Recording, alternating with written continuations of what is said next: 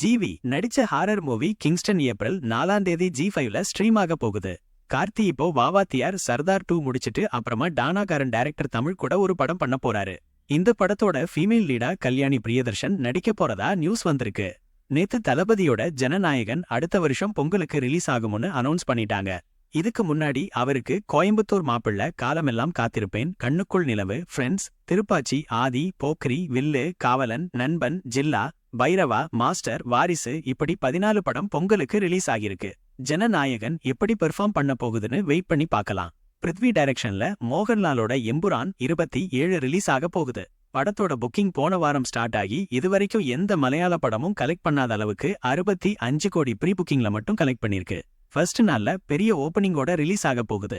அருண்குமார் டைரக்ஷன்ல விக்ரம் நடிக்கிற வீரதீர சூரன் படமும் 27 தான் ரிலீஸ் ஆக போகுது. படத்தோட புக்கிங் ஸ்டார்ட் ஆகி நல்லா போய்கிட்டு இருக்கு. இதுவரைக்கும் மொத்தமா 1.5 crore கலெக்ட் பண்ணிருக்கு.